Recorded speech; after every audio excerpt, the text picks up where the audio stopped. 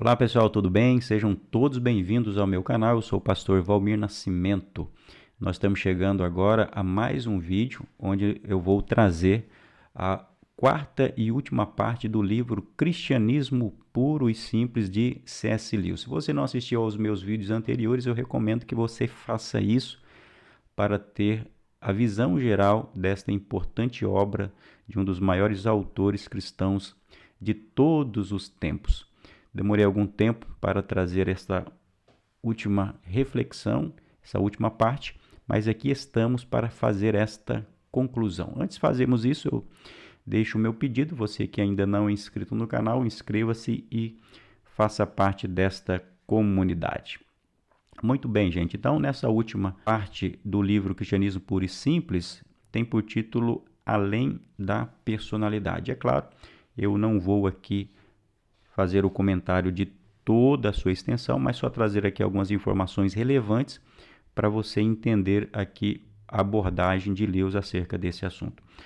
Bom, nessa quarta e última parte, nós temos 11 capítulos em que Lewis vai trazer uma abordagem bem teológica, mas ao mesmo tempo ele vai concluir destacando a importância da própria pessoa ter um posicionamento em direção à vida cristã ou à vida com Cristo, aquilo que ele vai chamar de novas criaturas. Mas aqui, logo no capítulo 1 da quarta parte, tem por título Criar e Gerar. O primeiro ponto interessante aqui dessa abordagem é que o Lewis está demonstrando a relevância da própria teologia. Ele fala sobre a necessidade do aspecto experiencial como um elemento fundamental da vida, porque nós sentimos, nós temos emoções, isso faz parte da vida, mas ele vai demonstrar que o cristianismo não é somente sentimento. Existe um aspecto também teórico, que é a própria teologia. E o que é a teologia para o C.S. Lewis? Ele tem uma definição de teologia como sendo um mapa. Ou seja, o mapa é aquilo que nos dá direção no mundo. E a mesma coisa acontece com a teologia. A teologia, sendo a revelação de Deus e da sua criação, a partir do momento que o cristão entende essa revelação, isso dá uma diretriz para a própria vida como um todo. Só que o Lewis vai buscar uma conciliação entre essa parte teórica, que é a teologia, que é esse mapa, com essa dimensão da experiência. Eu acho esse aspecto muito importante em Lewis, porque ao mesmo tempo que ele não despreza a experiência, ele também não despreza o aspecto teórico, que é a teologia, que é o raciocínio. Ele vai dizer da seguinte forma: você jamais alcançará o novo mundo simplesmente estudando o Atlântico. Dessa maneira, e jamais alcançará a vida eterna sentindo a presença de Deus nas flores ou na música. Também não chegará a lugar algum se ficar examinando os mapas sem fazer-se ao mar, ou seja, sem lançar-se ao mar. E se fizer-se ao mar sem o mapa, não estará seguro. Em outras palavras, o que ele está buscando aqui é uma conciliação entre essa experiência dinâmica da vida cristã, mas ao mesmo tempo essa orientação que nos dá segurança para entendermos os mistérios de Deus, a própria revelação de Deus, e entendermos as doutrinas da fé cristã. E há um ponto bem interessante que é necessário ressaltar, que ao falar sobre a teologia, ele vai dizer que as doutrinas são relevantes, é claro, mas as doutrinas não são o próprio Deus. Essa afirmação de Lewis, ela é bem impactante e necessária, porque de fato a teologia é importante, nós estudamos a teologia, os dogmas e as doutrinas fazem parte da tradição e da fé cristã, mas as doutrinas não são o próprio Deus. E daí o Lewis vai prosseguir para trazer alguns aspectos sobre a própria vida. Ele vai dizer que nós fomos criados por Deus. E há uma abordagem bem interessante de Lewis que ele faz uma distinção entre criar e gerar. O ser humano foi criado à imagem e semelhança de Deus. Qual que é a diferença entre criar e gerar? Cria-se algo que é distinto do seu Criador, e eu gero aquilo que é idêntico àquele que foi criado. Em outras palavras, Lewis vai dizer que o ser humano foi criado por Deus, ele não foi gerado por Deus. Ou seja, se o homem foi criado por Deus, ele tem a sua imagem e ele tem a sua semelhança, mas o homem não é Deus. Quem foi gerado por Deus, fazendo parte da sua essência e compondo a Trindade, é o Filho de Deus, Jesus Cristo. Mas o homem não foi gerado por Deus, ele foi criado. Essa diferença tão simplória, aparentemente, mas ela tem tudo a ver com o entendimento de Lewis para fazer essa distinção entre o homem, criado à imagem e semelhança de Deus, não sendo Deus. E depois ele vai dizer o que mais acerca desse Criador. Primeiro, que ele é uma trindade, um Deus que se revela, que se manifesta em 3 pessoas, e ao mesmo tempo esse Deus é um Deus que está além do próprio tempo. Essa é uma parte também bem pertinente e até mesmo bonita do livro, é quando Lewis fala que Deus não está sujeito ao tempo.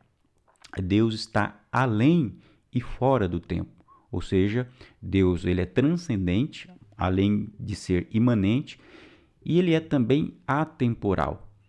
Ele vai dizer, portanto, que Deus não antevê e Deus não prevê todas as coisas. Deus vê todas as coisas.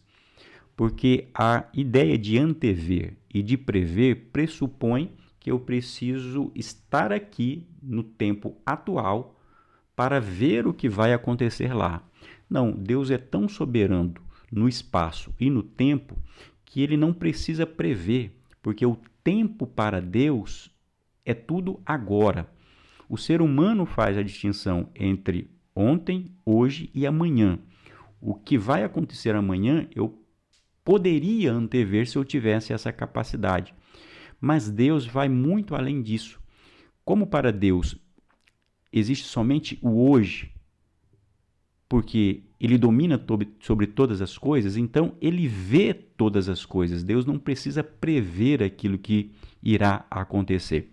Todas as coisas estão patentes diante de Deus, seja do ponto de vista do conhecimento profundo, do sentimento, das intenções do coração do homem, mas também dos atos que serão realizados em uma perspectiva terrena. O Lewis dá o exemplo de um escritor que está escrevendo a narrativa de um romance. Na medida em que ele está escrevendo uma narrativa, falando sobre um personagem, ele para essa narrativa, para naquele momento de escrever aquele capítulo, aquele episódio, vai fazer uma outra atividade, ou seja, é como se ele estivesse saindo do tempo e depois retorna para dar continuidade àquela história. É claro, Deus vai reconhecer que esta ilustração ela não é completa, ela é imperfeita como toda ilustração, mas o que ele está demonstrando aqui é que Deus não se submete ao tempo do livro ou da história que está sendo escrita naquele romance ou naquela ficção. Da mesma forma, Deus em relação à história. Deus está além e ele está fora do tempo. E depois ele vai prosseguir para falar sobre outras características desse Deus que se manifesta no ponto de vista da imanência, ou seja, na vida como um todo. E o que eu acho interessante é que Lewis vai concluir esta última parte do seu livro falando sobre a nova criatura. Um Deus que se revela é um Deus que busca a transformação do próprio homem, ou seja, para que o homem tenha um encontro verdadeiro com esse Deus. Veja o que ele vai escrever aqui ao final. O que acontece com Cristo e conosco é algo semelhante a isso. Quanto mais tiramos do caminho aquilo que agora chamamos de nós mesmos, e deixamos que ele tome conta de nós, tanto mais nos tornamos aquilo que realmente somos. Ele é tão grande que milhões e milhões de pequenos cristos, todos diferentes, não serão suficientes para expressá-lo plenamente. Foi ele que os fez a todos. Ele inventou, como um escritor inventa os personagens de um romance. Todos os homens diferentes diferentes que você e eu devemos ser. O que ele vai finalizar é dizendo o seguinte: no começo eu disse que há personalidade sem Deus. Agora eu vou mais longe e afirmo que em nenhum outro lugar há personalidades verdadeiras. Você não terá um eu verdadeiro enquanto não entregar a ele o seu eu. A igualdade ou semelhança existe sobretudo entre os mais naturais dos homens, não entre os que se rendem a Cristo. Quão monótona é a semelhança que iguala todos os homens tiranos e conquistadores. Quão gloriosa é a diferença dos santos. Então, ele vai finalizar, depois de apresentar o seu cristianismo puro e simples, apresentar as características do homem, como tivemos a oportunidade, depois de apresentar as características desse Deus que se revela, a importância da teologia, a necessidade de buscarmos a Deus, mas ele sempre destaca a graça de Deus, porque nós só podemos buscar a Deus se ele nos buscar primeiro, se ele se revelar primeiro. Ele vai concluir a sua obra Cristianismo Puro e Simples, falando sobre a necessidade dessa redenção, dessa nova criatura, e o homem precisa então ir ao encontro de Deus. Ele vai finalizar dizendo: não guarde nada para si. Nada que você não deu chegará a ser verdadeiramente seu. Nada que não tiver morrido chegará a ser ressuscitado dos mortos. Se você buscar a si mesmo, no fim só encontrará o ódio, a solidão, o desespero, a fúria, a ruína e a podridão. Se buscar a Cristo, o encontrará e junto com ele encontrará todas as coisas. Que afirmação linda! Se buscar a Cristo, o encontrará. E se junto com ele encontrará todas as coisas.